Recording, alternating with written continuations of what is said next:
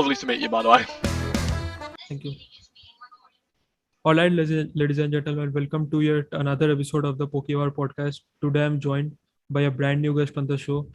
He's been on the What If scene for a long time. You may know him for his brand new What If, which is What If Kukui Trend Dash. And other than that, I got to know him when I watched his series, which was What If Goku was in the Naruto universe. Ladies and gentlemen, this is one of the best storytellers in the What If scene, UBX123. What's up, Matt? How are you doing? Hi, man. Thanks for the compliment. I'm thrilled to be here. I've got to say, thanks for all the compliments. Not sure if I'm the best, but I really do appreciate it. Also, you're pretty good at all of this yourself. I've enjoyed your What If Lieutenant Surge sponsored Ash series an awful lot recently, and I've just started the Ash being from the. Oh God, I'm drawing a blank on it. The Ash. Dragon Clan. Oh God, that's the one. Thank you. I Yeah. just started it up the other day. Thank you. I've been really enjoying that one as well, and intend to finish it when I write next. Yeah, man, it means a lot. I'm glad that you enjoyed it. Just doing my best to contribute to a community that has provided me some great stories. So I'm just like doing my part. And huge thank you to Pickle Dale for setting this up. Shout out to him. Okay, Yeah, so, thanks, dude. yeah. Okay, so my first question, I'm going to get a bit biased here, but my first question will be from my favorite series on your channel, which is What If Goku was in the Naruto universe. So just tell me that. I'm sure that a lot of people have thought about it, but just tell me that how did you come up with the idea to merge both the universes, and how do you like like basically how do you put elements from DBZ and make them work into Naruto? Could you like give a slight brief on that? So it was actually something I discussed with someone at work during just one of our days when we were working together. We both are into what ifs, and every time we work together, we discuss some story elements together.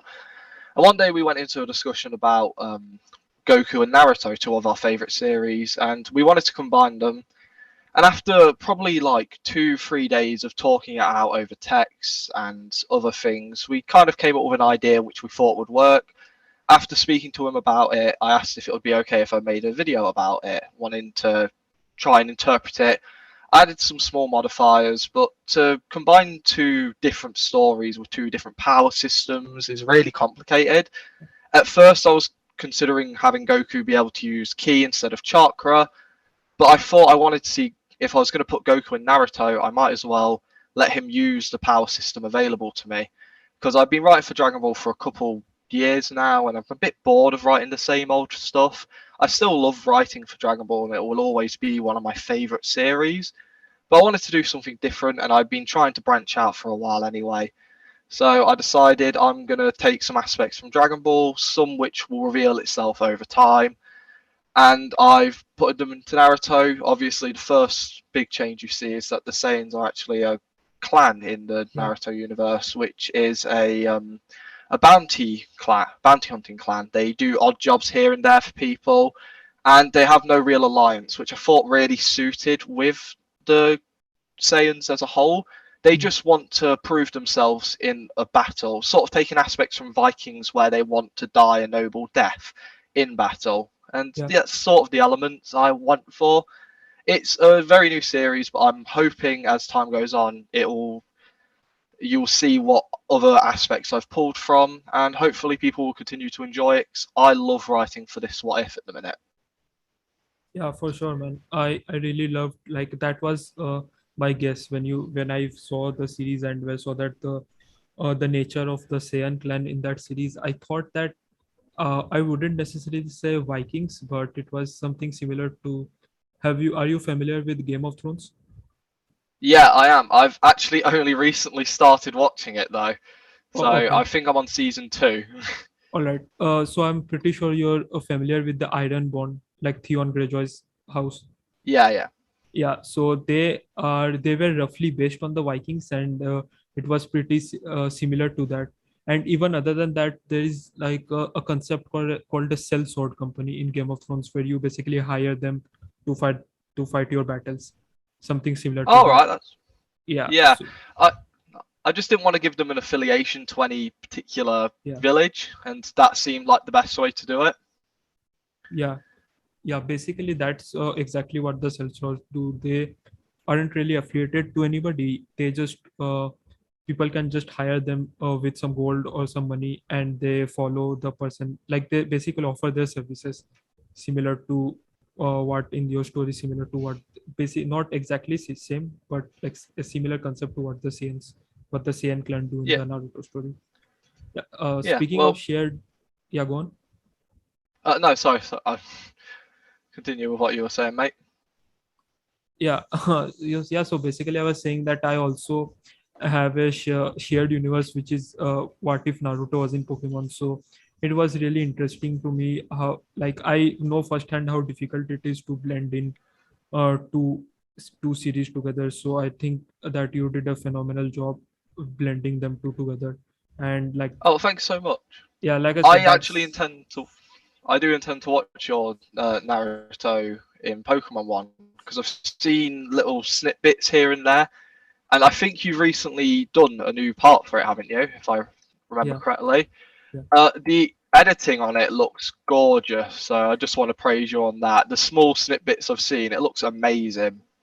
Yeah, thank you so much, man. Like when I started making videos, I didn't have this microphone. I brought it from like scholarships and stuff. So when I started making videos, it was basically like this laptop, and this is like a 2015 model. So the inbuilt microphone in this laptop is so shitty. Like, so that's why I thought that when I started making videos, I had to compensate for the bad audio quality with some edits and stuff. So that's why I used Canva uh, for making slides and just like narrating over them. So if you watch some of my older series, even like some of my newer series right now, because uh, in Canva you cannot really read off a script because you cannot minimize the slide. You have to like manually change one slide after the other. So that's why I narrate it over the top of my head. Over the top of my head, I just narrate stories. So that's why there is a fair bit of like pauses and stuttering in the earlier videos where I didn't actually write the script. So that's why that were some of the shortcomings of my earlier videos, and so that's why I had to compensate for them using the graphics. So that was the Yeah, main dude, reason. honestly, it looks awesome. It just played. You know how when you like hover over a video, a small segment of Yeah, it plays. yeah, I saw a small clip from it. It just looked awesome. So good job on that, mate. It made me sit down and think I'm gonna watch this the moment I've caught up with Ash in the Dragon Clan videos. So good job with that. yeah, man. Means a lot. So yeah, so speaking of shared universes, recently there was a big series in the Pokemon What If community, which was of course like Ron, Charizard, and plus Ultraman. They got together to do this series called What If Giovanni sponsored Ash. Have you seen that? Yeah, yeah, I Yeah, love it. It's a brilliant series. yeah. So what are your thoughts on season one of the story? It just concluded. I just caught up watching that. So what are your thoughts on it? The entirety of season one. It's really good. The pacing's brilliant. I don't really have any complaints. I haven't watched season one for a while, having recently just watched season two's new episodes. Hmm. But I remember I loved every moment of the season. It's like I think I read a comment which said it's the perfect blend of manga, anime, and the games Yeah, as in storytelling, and I love that. I like Ash as a character and the whole little arc he has. His team is really fun and unique, something I would have never assumed he would have.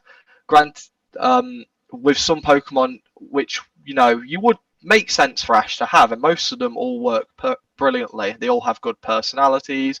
It's just a very well put together series, and I tend to find I like all of Plus Ultraman series. And because of this, I found Ronin Charizard, which I now love as well. They're both two amazing what if YouTubers. for sure, for sure. Speaking of Plus Ultraman, I think that a lot of us got to know him because of the Dragon Ball Z videos. And speaking of Dragon Ball Z videos, you one of the videos that I saw of yours was what if Goten was born first, if I'm not mistaken. Yep, that is one of my videos. Yeah, so basically that's when I was first off first when the Dragon Ball Z What If community was on the boom, because the I think the Pokemon What If community is not like as established as the Dragon Ball What If community is. So that's where I No, got to see your first videos. Uh, so the question is like basically what inspired you to begin making What If videos, and why did you start off with Dragon Ball in particular?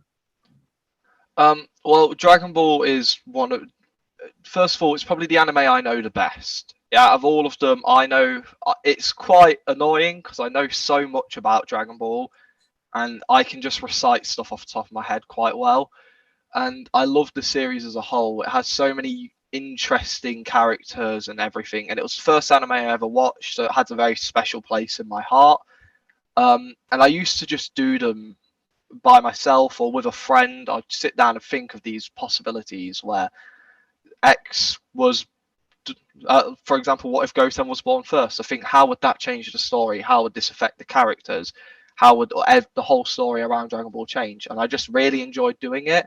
And it wasn't until I started watching Plus Ultraman and some other YouTubers where I thought I could give it a try, I'll give it my own go. So I sat down and I started writing scripts and I just fell in love doing it. When I first started, I was just going to do it for a year just to, you know, as a release of creative, my creative outlet. And once I started doing it, I just found myself wanting to continue doing it. So I found myself wanting to continue doing it. So here I am. Yeah, and I'm glad that you continued doing it. So there was a new Dragon Ball movie. I think it was Dragon Ball Superhero. Have you watched it?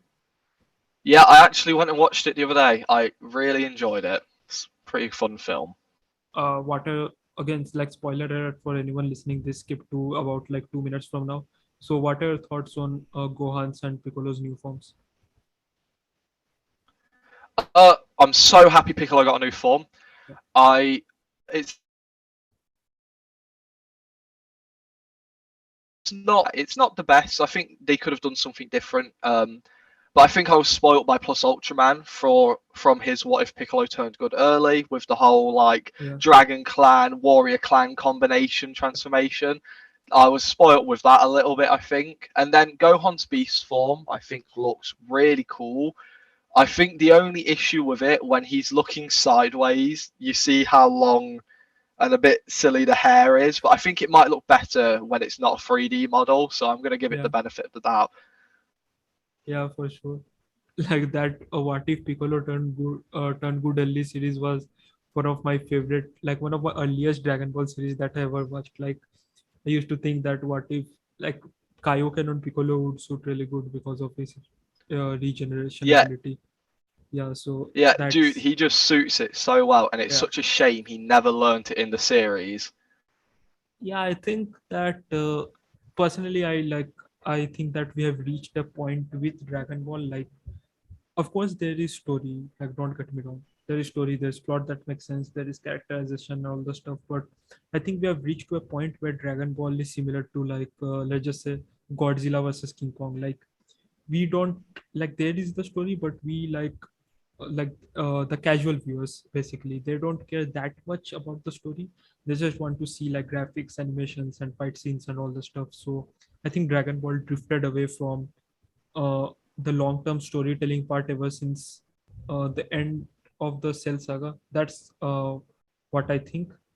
In the Boo saga there were glimpses and traces of it there. So Yeah, I think there's a solid argument to be made with that. I think every now and again we have relatively nice stories put together. I don't think it's helped that Super hasn't been the greatest thing running. It's got brilliant moments, and I'm a big Super fan. I've got the whole manga on my side here, and I just really enjoy it. And the Granola arc was okay, but the moral arc was brilliant, and I think it was the best Super had to offer. But I do understand what you're saying. The storytelling since the Cell saga or the Saiyan saga it hasn't ever really matched like the first three arcs of Dragon Ball. yeah, when you say Dragon Ball, you mean the early Dragon Ball pre-Z era? Yeah, the Z. Dragon Ball also. Sorry, it's really weird because Yeah. I'm used to saying, don't remember saying Z, but yeah, Dragon Ball Z's first three arcs are brilliant. Original Dragon Ball's final arc, 23rd Tenkaichi Hmm. Budokai, is also phenomenal. So it obviously they are like some of the best arcs in my opinion, but I don't think the others are bad. I just don't think they have the same story to tell. Yeah, I completely agree with that. And basically, what has happened is that they, again, I hate to say this because it seems like I'm ranting, but in the like, let's be honest, in the Super era, except for the Trunks arc, there was never like this sort of urgency, like in the Frieza saga, even in the Saiyan saga, there was like this uh, era of terror, like the Saiyans are coming.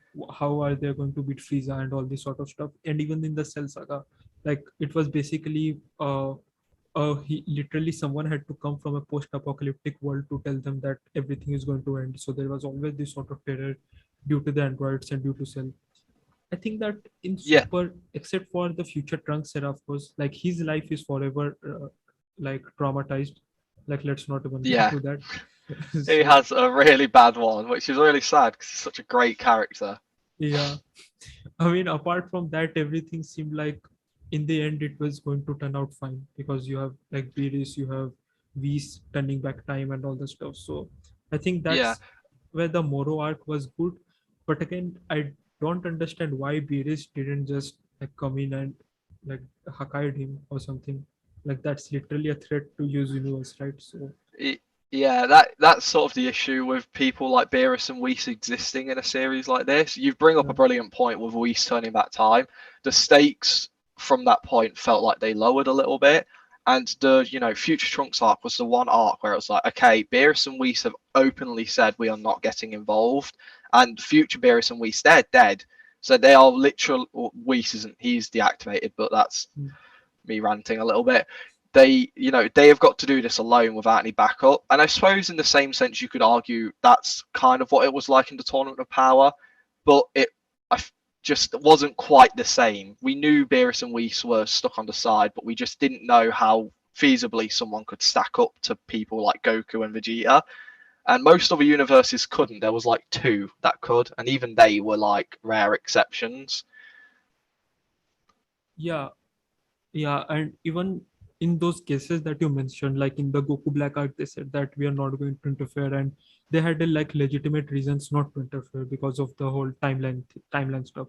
And even in the Yeah, Tournament of Power, they just introduced like Jiren and Toppo, all these characters. So basically we knew that there was, even like, again, this is a pre-written story, but objectively speaking, we knew that the stakes were high.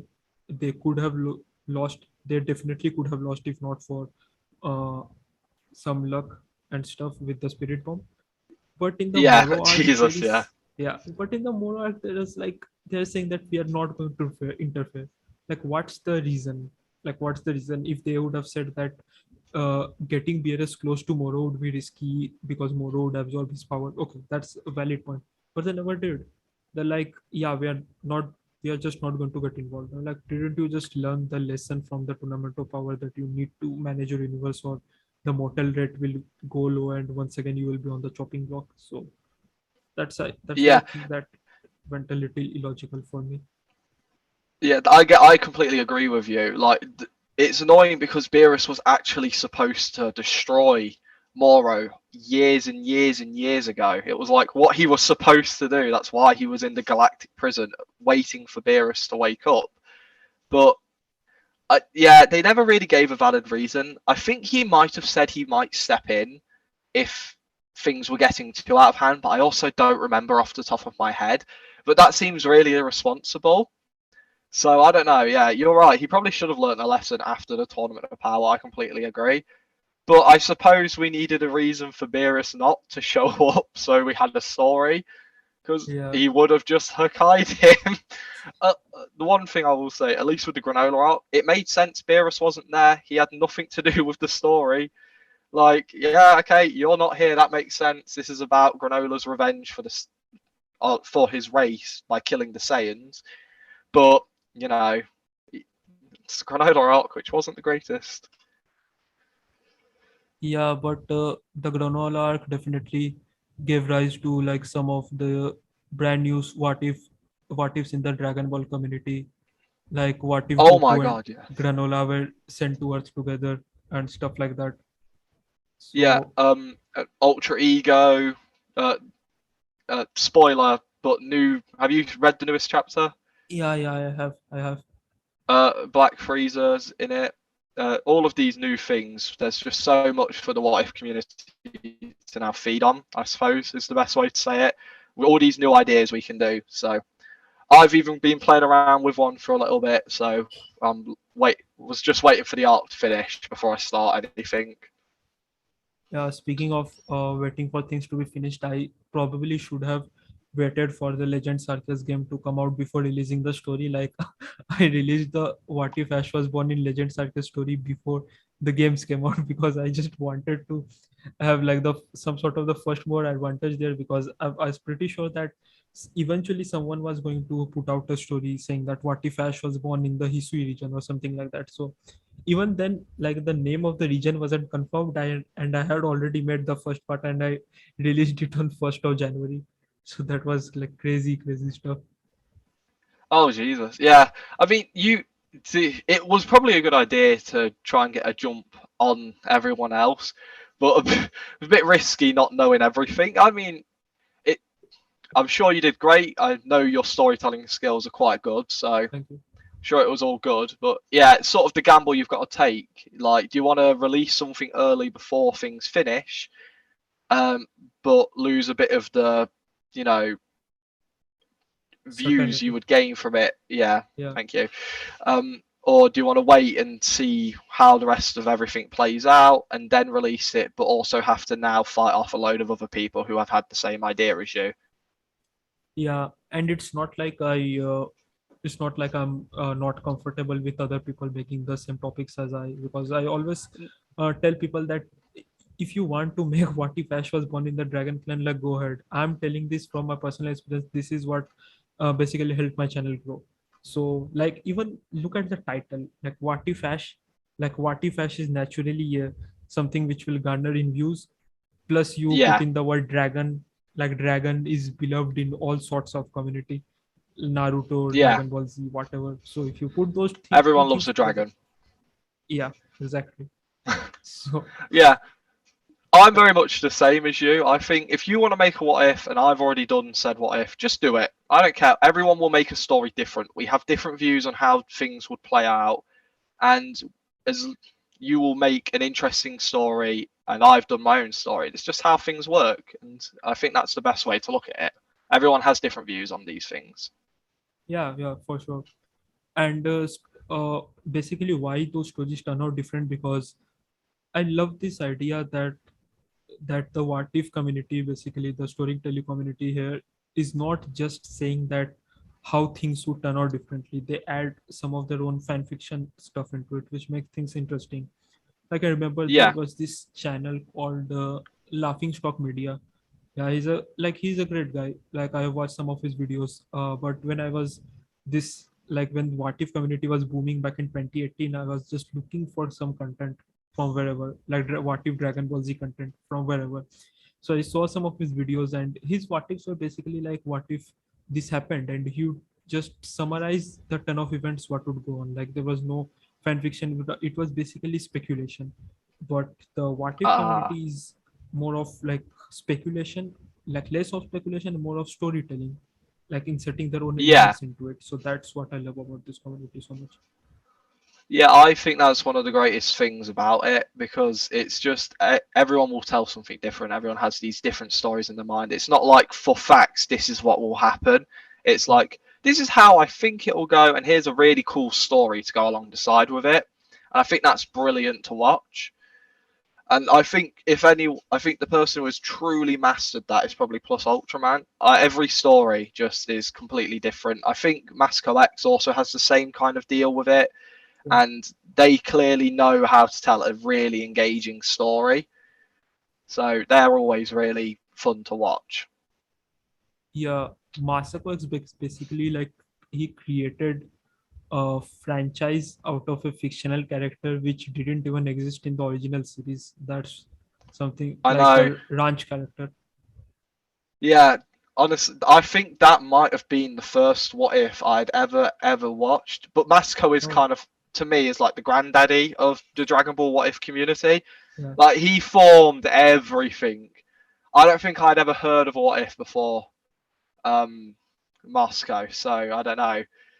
To me, he is like the big founder of this what is now a very pretty big community. Yeah, for sure.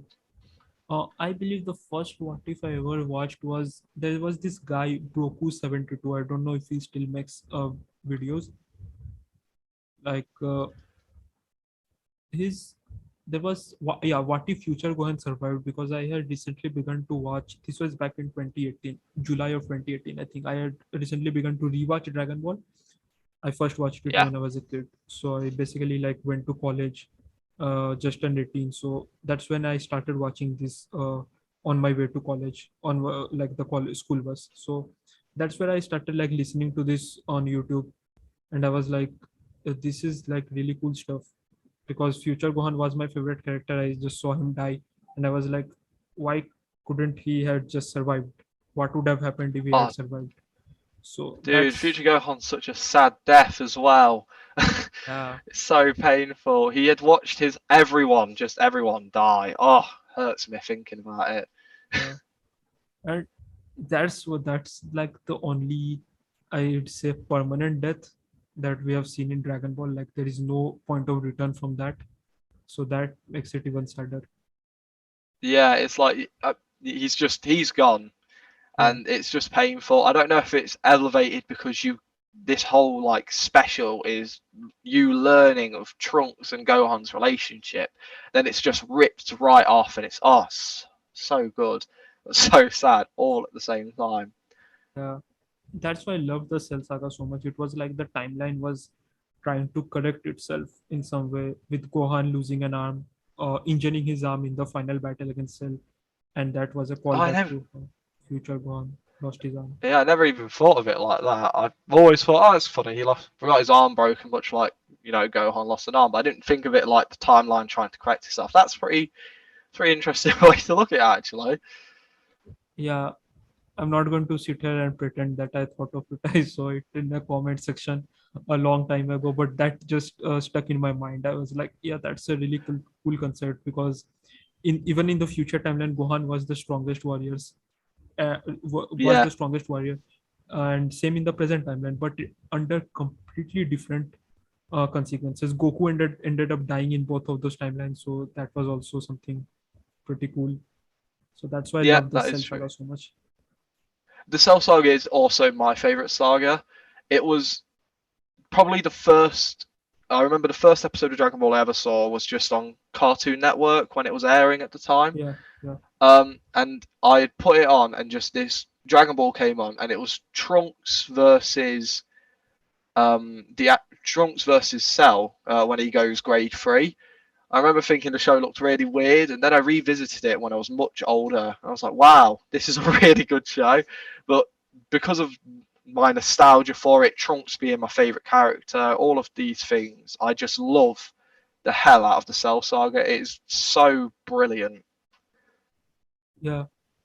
So when I was starting to record this video, I basically had a few topics that I would have liked to discuss, but it's cool that we are basically going in circles, because that's the kind of conversation I like. I don't like to make it into an interview format of questions and answers, because that gets pretty boring. That's why my podcast with Pickle Dill goes for like 2 hours. If we start discuss one thing, then it goes to the other. So that's basically the kind of conversation I like.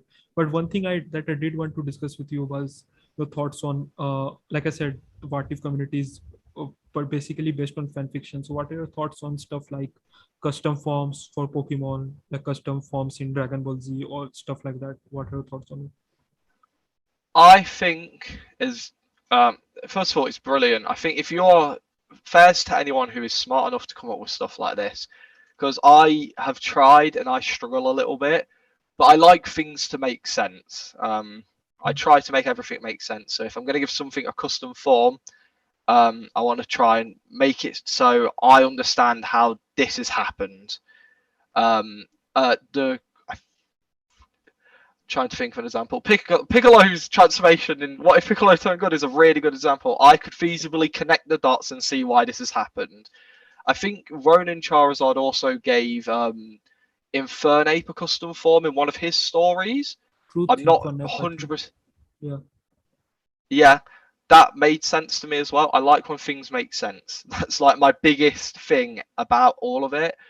But I support them completely because I think I think, like I said, if it makes sense for the story, and as long as it's not like absurdly broken, I think it's cool. But even if it's absurdly broken, most of the time it works. So I don't mind them. Do what you want to do for your stories, and I'm kind of jealous you can think of this stuff.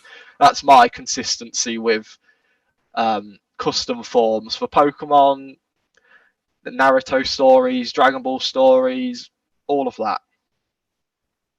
Yeah, that's basically what I was that's basically what I look for whenever some custom form pops up. Like, it's not like just for the sake of creating a custom form. Like, I've seen some Yeah, stories where they're like, what if, not even custom form stuff, like what if Goku was born with Ultra Instinct? They're like, okay, that's one thing. How does it make sense? Like, it does not make sense. He's basically born with Ultra Instinct, and then somehow he stacks up Super Saiyan onto it. So you're like, what the hell is this? yeah. I mean, I can see the appeal to series where like people like Goku and Naruto have these stories the best, and because I can think of so many examples where it's like you make these characters super overpowered, they do all of these things with them, and if that's what you like to watch, that's what you like to watch. Yeah, You do what you want to do. But I don't find them appealing. I don't like when there's no like interesting conflict ever to be had, and just all of this. If Goku's born with UI, I think Carver Dojo did a really funny version of this where Goku dies because he's born with UI. But I've seen stories where people have feasibly made him grow up. It's just like there's not much of a story to tell here, but because he's just going to beat everything until Cell, who's now super strong because he's yeah. also, it's weird. It's super weird. Like Naruto getting like all the dojutsus and stuff. There's just Oh lots my of god. things like that. But I'm sure there's an appeal to them. I don't get it personally, but that's just me. The only again, sorry if I forget anyone, but I think that only one who made some sense out of it was Karthus Dojo. He made a series like, what if Goku was born with God Key, and he balanced it out saying Yes. that it's difficult to activate it, comes at the time of rage, and if he has God Key, Cell would also have God Key, stuff like that. Like, he Yeah. lowered the He made it. multiplier of God Key. And he made it I think he even says he really underestimated, like really lowballed the multiplier, Yeah. because I was like, which makes sense because Goku would just defeat everything forever until Cell, but Cell's like the best thing for those. Yeah, like he did that the best way I think anyone I've seen do it. I think Salad Saying also did one where Goku got God Key really, really early, but I don't think it was until he like trained with Kami. Oh, yeah, So I saw that. yeah, so that wasn't as bad either, because it's like he's got it later, and it's also still something he's trying to kind of learn. He doesn't have the God form yet. He just has God Key, which gives him a massive power. It's like when you handle it correctly, it can be really interesting to see how these characters deal with this great level of power.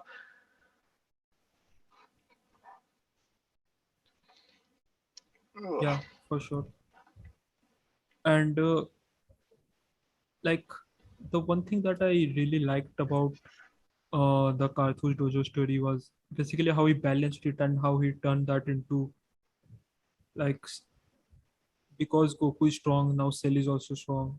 So Yeah, when you increase the stakes from the very beginning, the opposite side, the villainous side, should also have something increased as well. So that's what makes it so much even and chaotic, basically.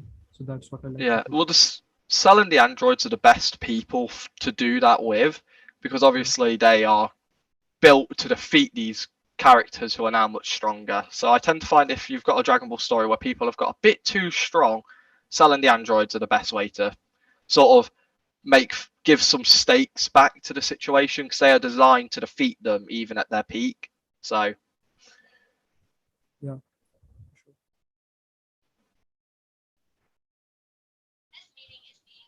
Yeah, so we have basically discussed a lot of topics that I wanted to talk to you about, and it has been such a pleasure to talk to you. And now it's time for something that I have always wanted to do in this podcast, and this is some sort of a mini game, and it would be interesting okay, because a lot of videos on the Pokemon What If community surfaces around what if Ash was a ranger, etc., etc., a bug catcher, etc., etc., was born here, was born there, was a part of this. So I thought that it would be really cool if we could get a mini version of all those stuff cramped into one. So the game here basically will be what if Ash, and then whatever you can fill the blanks with anything, and we will be predicting the team. What team would he have? So I will ask a question to UBX, and he will state what his team will be. Then I will state my team, and then he will ask a question, and that's how it will basically go. So are you ready for this? yeah, I'm perfectly ready. Not gonna forget any Pokemon names at all. Oh, hopefully me neither.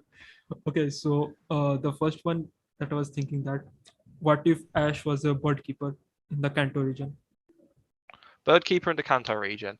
Yeah, Okay, so let's start with the starter. First Pokemon Ash is gonna have is pretty easy answer. We could probably give him a Pidgey, so Pidgeotto later down the line. Maybe give it a Mega later.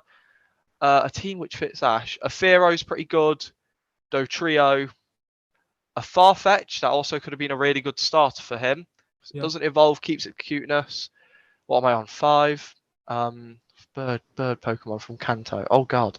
Um, flying types, flying types, flying types.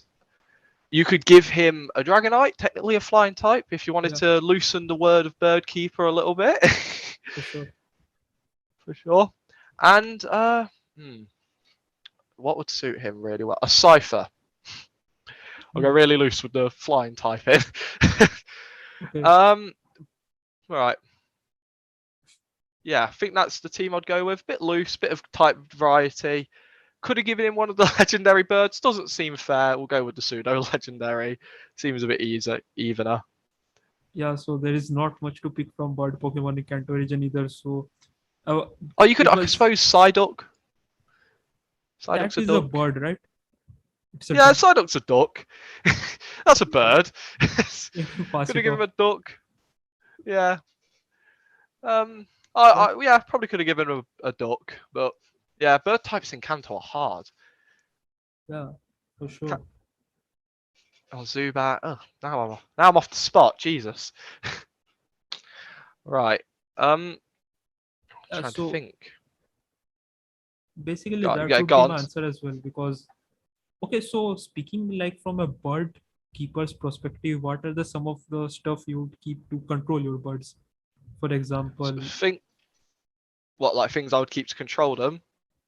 yeah, Oh. Um. they could probably raise caterpie to feed it to the birds. Oh my god, that turned out so dark. Yeah.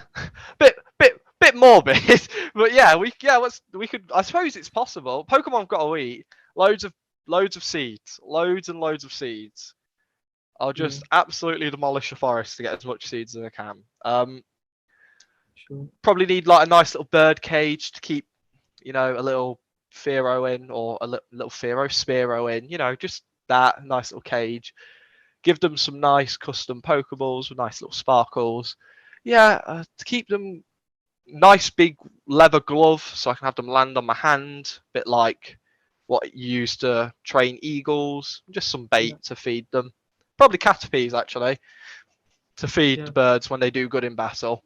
because weedles are poisonous, so that would end up with your birds being poisoned. Yeah, so don't feed them Weedles. Maybe have something like an onyx or something to control them from flying away. Oh, true. Maybe an electric type to prevent them from getting too far. Yeah, Little that stun would work. gun. Okay, Yeah. so Um. that was the bird keeper part. turned out Yeah. a bit gory in the end. So we'll just pretend that never happened. So Yeah. so you go next. What if Ash was Uh, blank? all right. Hmm. It could even be he was born in some region or something like that. Yeah, that's what I was thinking. All right, what team would Ash have if he was born in the Hoenn region? See, so I'm basically going to go off saying that just like usual, he doesn't get any of the starter Pokemon because he's Ash, so there has to Yeah, be he can't have a something. normal starter. Never give him Yeah, a normal starter. so I'm basically going to go the Wally route here, or let's just say no. Beldum from Steven would be like too much privileged even for Ash. So I would say he Yes. gets Ralts, I guess. Rolls, yeah. Which way do you want to take it? Do you want to go Gardevoir or Glade? I would say Galed. So Yeah, uh that way he can have a Wally as a rival who would have Gardevoir like a friendly yeah, I rival, like that. and he Okay. definitely have to have Manectric. Uh, so Yes, Electrike, yeah, 100%. Breloom really suits him. I think he had some sort of relationship with that C dot. Sorry, Shroomish in the Shroomish, anime. yeah. Yeah. Okay, so that's electric down, starter down, grass type down. Water type, I would have to say some goofy water type from the Horn region. I like Corfish suited him, so why not give him the Yeah, same? cool. I also really liked his Corfish in Hoenn. Yeah. So that leaves us with fire. Again, like the team that he had in the Horn region really suited him, so Torkoal would also be a good choice. Torkoal is a pretty good choice. Also, not a lot of options for fire types in the Hoenn region. Yeah. Yeah, so. So that's basically it. And if we are going to give him like an OP Pokemon, I wouldn't say Latias because I used that in the Dragonfly story, but let's just say he has some sort of a pseudo, not Salamence, but Flygon. Flygon would be a really good choice. It's not a pseudo, but it's I a think tank. Ash should have had a Flygon anyway. Flygon Yeah, suits Ash so much, but that's just me. Flygon's a cool Pokemon. That's a good choice. I like those. I think it helps that I like most of the Pokemon. Tropius could Yeah. also be a good choice if Breloom was Tropius not would be a so. pretty good choice. You could have it as like a rotationary team, I suppose. You know, like he did for his first Kanto journey, where it was like, oh yeah, let's have some extras going about. Yeah, I suppose for a flyer. yeah. In my What If Ash Woke Up on Time series, when he traveled in the Hoenn region, I actually gave him a Swalot because I thought that it's basically muck of the Hoenn region, a friendlier muck if you think about it. So I was like, why not give him a Yeah, Swalot? I also I think Swalot's a really cool Pokemon Yeah. for some reason. Its little noodly mustache. I just think it looks cool. Yeah, it just seems like a friendlier version of muck. Although Ash's muck is uncharacteristically friendly for It its is, to be species. fair.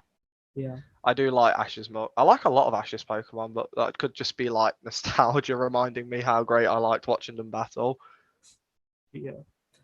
Okay, so this one is going to be a bit repetitive, but I guess I will just shoot. What if Ash was born in Unova? I know there is a series about it from Ronin, but what are your takes Yeah. on his Unova team if you had to change it? Okay, if I was to change up his team, so a starter for Ash from Unova.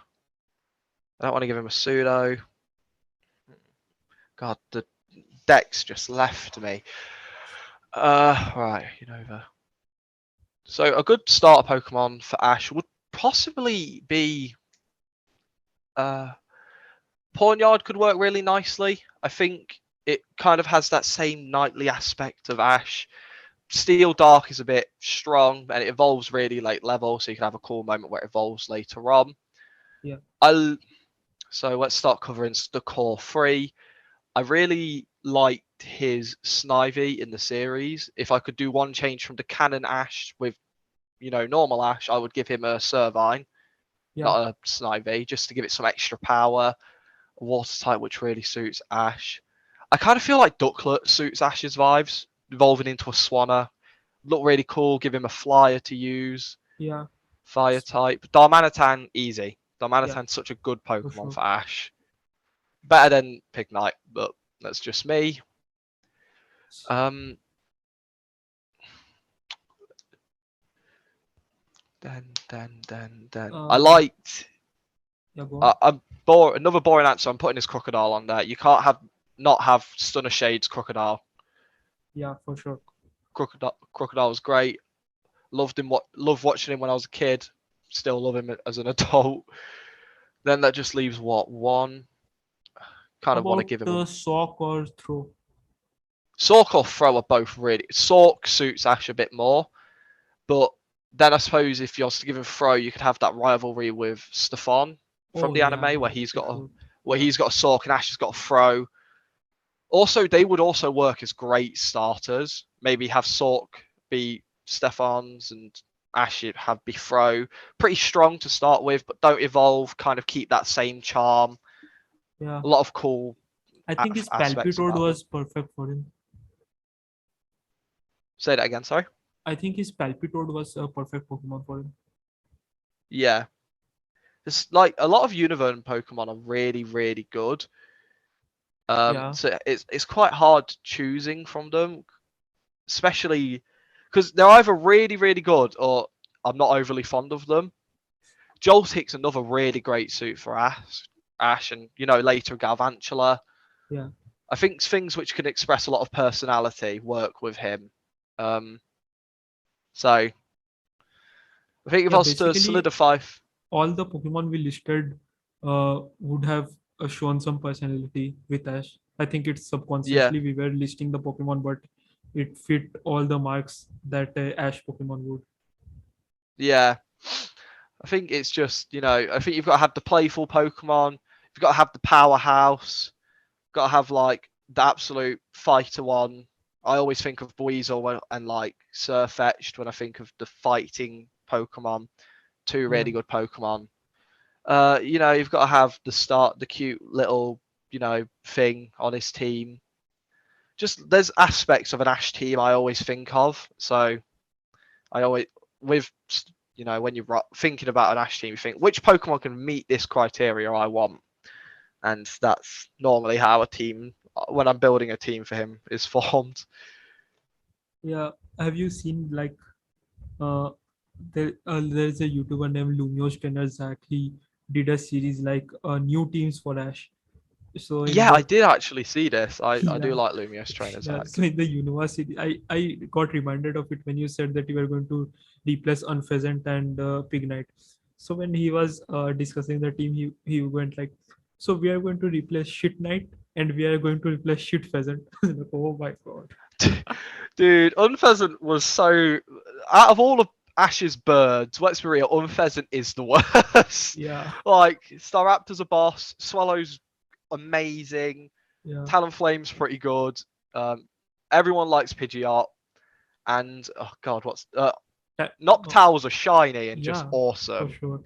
So And just yeah. So there's a let's lot. not pretend that the reason Unpheasant is bad is that the other birds are too good. No, no, Unpheasant is legitimately bad. Like it's bad, bad. Yeah. I don't think it had it lost to Riolu, didn't it, in the Yeah, finals of what the the hell? Universe League. How do you lose to a Riolu? You're an unpheasant. Oh god, that just came back to me. God, that final fight in Universe was painful. Oh my god. Oh, Like they portrayed Callum like this dumbhead who brought only 5 Pokemon, but didn't they realize that it makes Ash look so bad coming off the Sinnoh League, having such a strong showing, and then losing to a goofball with only 5 Pokemon in hand? oh. Like what the hell?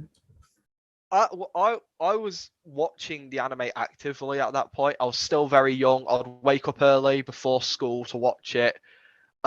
So I had finished the Sinnoh League and I loved it. I loved it so much. That Sinnoh League is so good. The best fight in the series. And then I go over to like look at the Universe League and I just want to cry a little. Like his Hydreigon actually takes down 3 of Ash's 6 mons. Yeah, It's ridiculous. And then a Riolu beats an Unpheasant. It just should not have happened. yeah, for sure. Oh, He should have lost to the dude with the 17 EVs. He should have lost to that dude. He was cool. Yeah, Like the team full of evolutions. That would have been a fight Virgil, I was happy with. Yeah. Is that his name? Virgil. Yeah. Yeah. So Oh, better memory than me, mate. okay, like I'd never like to be honest, I never really watched any of the series in entirety because when I started watching, I was in the ninth grade, and by the time Pokemon had stopped airing, but it did air in my native language in where I was staying at the time. But unfortunately, the channel it was airing in went bankrupt for some reason, and then stopped coming on cable TV. So at that time, I had 2G network on the cell phone, and I used to go to balwapedia.com to read the major events that happened in each episode. Like that's how I watched it. Very painful experience. But I've got yeah. I remember a lot of stuff from the series. Yeah, so I would. God, the first series I watched was. I think I caught the tail end of the Hoenn, like the Battle Frontier Oh, stuff, when I was really young. But the first one I watched, it's in its entirety. I watched probably every episode about twice. Was the Sinnoh League? Must have only been like 7 when it was all coming out. So yeah, that was an experience. yeah, for sure. Like that's a good series to have watched it in entirety because the Oh storytelling my in the god, Sinnoh League yes. was so good. It took loads of aspect because I've gone back and rewatched every other series just because I love Pokemon. I've probably skipped episodes here and there because I don't want to watch loads of filler, but important stuff I've sat down and watched. And I just think Sinnoh and later Kalos really capture how awesome gym battles are. Even Sun and Moon gets it right for me as well. Not so much Yeah. gym battles, but the trials and all of that. Mm. I love Sun and Moon, the anime. I think Ash winning a league was awesome and all of this stuff. So Yeah. yeah, Universe hurts. Universe hurts to think about. Black and white games are really good as well, so that makes me even more sad. Yeah. That's a good thing that Ronin made What If Ash was born in Unova that takes some of the pain away from the Yeah, horrendous anime that it was. yeah. I'm hoping Ronin Charizards will just fix it, make it watchable again for me because I've Yeah. watched most of that one. I'm a few episodes behind, I think, so I need to catch up with that. Yeah. Ash, while we're speaking about the Unova remix, shout out to Xanolith. I'm not sure if you heard of him. He's also it's not No, yeah, he's not a what if YouTuber, but he is a storyteller. Like he did this black and white rewrite on his channel where he rewrote the black and white story. It was not Ash being born in Unova. It was basically the same timeline. He just rewrote it in his own way. So that was pretty cool. I've been meaning to watch some rewrites, so I might give it a go if I can remember to do it. Because I know lots of people praise some of them, and it's kind of like watching a what if, just telling how the story a bit different. So I might give it a go. Yeah, I think it's pretty good. He also did what if no, he also did XY rewrite. To be honest, I'm sure it's good, but I haven't watched it because in my opinion XY was pretty good except for Ash losing in the finals because I don't see the Yeah, he shouldn't reason. have lost. Yeah, He shouldn't have lost that fight. I remember I didn't watch the X and Y series, but hearing Ash had made it to the finals, I sat down and caught up with it. Um, and I managed to catch the finals. Oh, it was so sad. He should have won that fight. But yeah, now I'm just getting yeah. In the upset Sino now. League, there could have been the argument like, okay, it's like too soon, even though it wasn't too soon. They could have made the argument like, yeah, it's too soon. There is like something big planned for him that would justify him winning the league. So I was like, okay, Yeah. even though the Sino League ending was also BS because of the Tobias bullshit that they pulled, and we never even Yeah. heard from Tobias ever again. So I'm I presuming wouldn't he have. lost to Cynthia. Yeah. Speaking of Tobias, I wouldn't have minded it as much if he showed up in the Masters 8 briefly. Could you Exactly. imagine if he had shown up in the Masters 8? I don't know who I would replace. Diantha, probably. Is that her name? Diantha, whatever Yeah, her name is. Diantha. Replace her. She is actually the worst champion. If I'm Oh, not mistaken, Ash Greninja, pre-Kalos League Ash Greninja almost beat her Gardevoir. Like, so almost how, beat her. yeah, so Yeah, how did she went on to like stomp Lance? If I'm not mistaken, she defeated Lance. Like, yeah, she did. She yeah, absolutely stomps him as well. It's not even really a fight. yeah, She it just was destroys him. pretty one-sided. So like, how Yeah. did she got so strong? Then I, we never even heard from Tobias again. So that's the writers basically I confirming that. We should have had Tobias, or I heard someone say we should have had. Oh God, I'm not going to be able to think of his name. Nolan from. Is it Nolan from the Battle Factory? Yeah, The no, the no, dude with the Reggies. Brandon. Um, Brand. So I heard someone say we should have had him instead of her, and I was like, that would have been awesome. Could you imagine a rematch between Ash and him where he uses all the Reggies? Yeah, That would have for been sure. sick. That would have been Uh, awesome. yeah, and now even there are like new Regis in Gen 8, so that would have been even better. Exactly.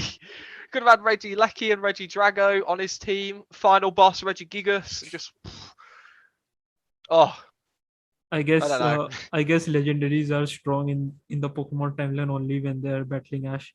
If someone else is Yeah, battling them, they just turn out to be weak and they don't even make it to the Master Set. I know that's really sad as well because there were so many other characters they could have used. I'm happy. I was remember when I saw the Masters 8 like lineup. I was happy with everyone except for Dianthe. Oh Hmm. God, I can't say it. Diantha because I was Diantha. like, she could have been replaced with someone much better. Like there's other really good characters like Tobias, Brandon, even some like of the other Battle Factory heads. Um, I would have accepted Paul up there, just someone else, you know. But I was happy to see Iris. That was really nice to see. I was happy she made it up there, and then Alan. He shouldn't have Yeah, lost to. Oh my God, Leon. what is happening to my yeah, Leon? I was gonna say Leo. That's not his name. Leon, as badly as he did, that was a stomp. You want to talk about Master 8 stomps? Leon versus Alon was disaster. Like when I was making What If Ash and Alan were twins, like when I was making the story, like I said it off the top of like in the intro of the first part, I said like uh however bad that the showed Alan to be, that just makes there was a guy named Trevor who used his Mega Charizard Y against Alan's Mega Charizard X in the Kalos League, if you remember. Yeah, I do, which So was imagine really cool. how weak that Mega Charizard Y would be because it battled another Mega, got absolutely wrecked. And then this Mega Charizard X battles a Charizard in his base form. Like Leon's Charizard didn't even Dynamax and it destroyed Alan's Mega Charizard X. Like how weak was Yeah, Trevor's Charizard in comparison? I know like that is really upsetting to think about. Yeah. Because if he had Gigantamax, I would have been a bit happier. But I know he Gigantamax earlier in the fight with his Rillaboom. Why? But just Why? save it for your Charizard. Charizard's Exactly. so cool. It's like you could have had this great big battle between the Gen 6, you know, Gimmick. mechanic versus the Gen 8 mechanic Yeah. gimmick. Yep, that's the word I'm thinking of, gimmicks. And you could have had this cool clash, and it just didn't happen. It was really upsetting. But Yeah. what can you do but complain? Yeah. We can just sit here, rant, and make what if videos to make Yeah, ourselves feel better fix the about the whole. problems. Yeah, fix the problems with the show. But oh God, Okay, so Jesus. yeah, it has been really fun. Just a couple of questions before I could let you go. And once again, thank you so much for your time. Uh, Dude, seriously, no, I've enjoyed myself. Sorry if I've rambled on a little bit. no, no, that's exactly the kind of conversation that I was hoping for.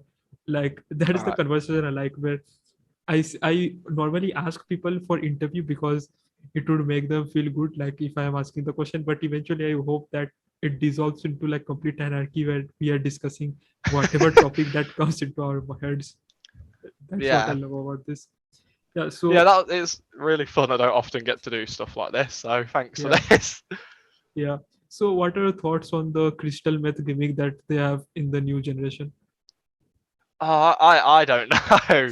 So I remember watching the trailer. I was like, it looks I don't want to say anything before I play the games, but Okay. I can't say I'm excited about it.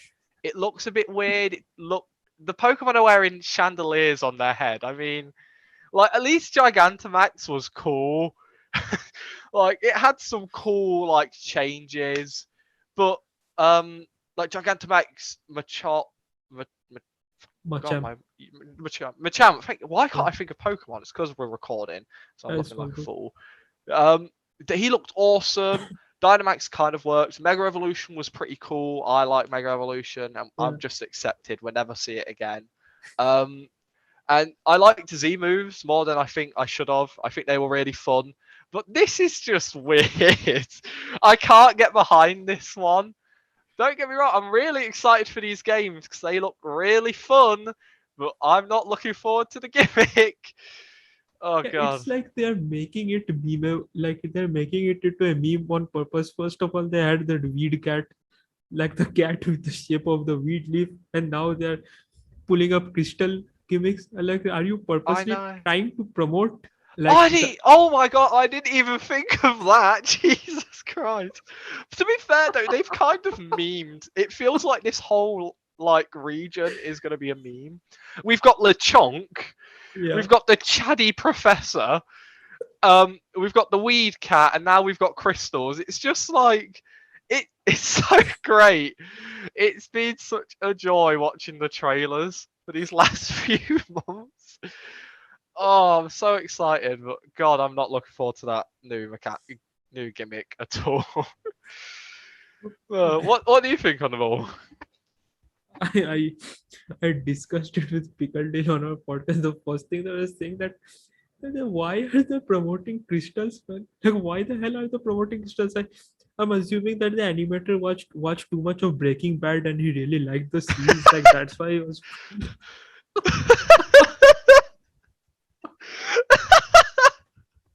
That's pretty good. Maybe. Oh God, I'm sure it'll be great. I'm sure.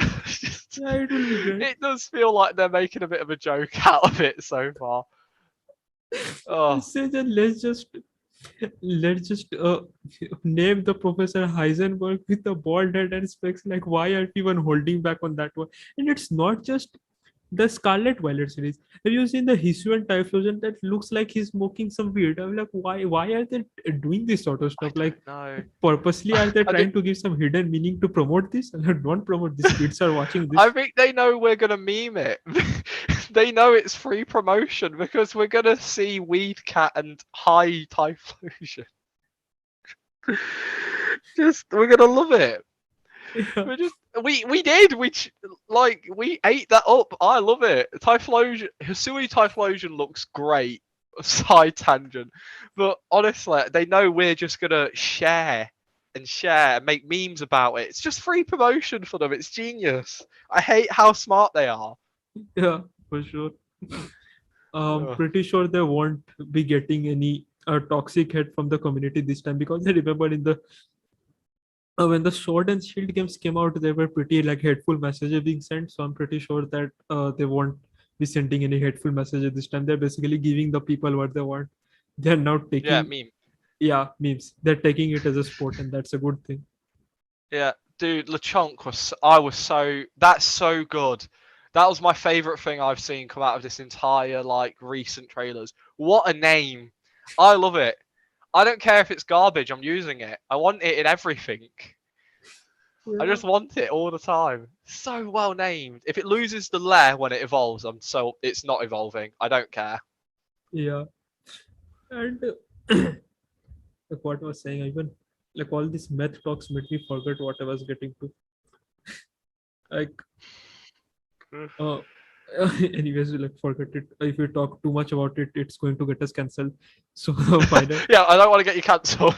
yeah, Uh, like the demographics of my channel is uh 18 to 24 is like 50%, but I think 10 to 14 that's also a pretty good amount. So I don't want to say yeah, something that will get us into trouble. So, I think I anyways, might be about the same. yeah, Uh, we didn't say anything. yeah, we didn't say anything. Okay, so before I let you go, what are some of the projects that you have lined up for the future, for the near future? What some new stories I've got cooking? Yeah, Or just anyone I've like new stories or newer parts of older stories, whatever. So at the minute, literally before we joined Cool, I was writing out the next part for my Kukui Train Dash series. Okay. That script's nearly done. The next part of Goku being in the MCU will be coming out soon. I haven't touched that story in a while, but it's done, scripted. I just need to edit the video, and I've been postponing it for about 2 days because I really don't want to edit it. I'm currently writing what if Raditz raised Gohan, a story I Okay. know which has been done, but I want to put my own spin on it. Hmm. And I am finishing up the script for what if Bulma and Goku got married. They're my next 4-ish videos lined up. They could change depending on how I feel in the next few weeks, but they pretty likely it'll be them. Okay, I'm glad to hear that the Goku in Naruto verse is being completed because, like I said, that's one of my favorite stories. So I'm Yeah, definitely looking forward to that, and I'm also yeah. definitely looking forward to having you on next time. And let's just Uh, have multiple guests on next time. Like I don't know if you've seen this. I had Pickle Deal, Ronnie Charizard, and Ultraman, all three of them at the same time. It was really fun. yeah, So I know. I watched some of your podcasts when you invited me on. I was like, I want to get an idea for what I'll be doing, so I'm not absolutely nervous out of my mind. And yeah, yeah, no, it's all good. I was pretty nervous in the beginning when like the first few minutes of the podcast because I wanted to ask you the question of how you got into what is first. But then I fumbled and I asked you, okay, so I just asked you a random question out of nowhere saying that what do you think of this series like that those were for later on because I'm not like a natural interviewer. I studied journalism oh, for a no, semester it's or all right, something. dude. I was absolutely bricking myself coming in Yeah. today. I wasn't sure how I would do. I didn't know what I was going to talk about. I don't normally when I record audio, I have to do it about 7 times to get it where I'm not absolute. I've been doing this for like 3 years and I still get really awkward on the mic. I would never not be used to it, I don't think. Yeah, So that's all good. don't worry about it. It was all right. At least I Yeah. know you were nervous as well. Yeah. Makes me feel a bit better. Yeah, we are.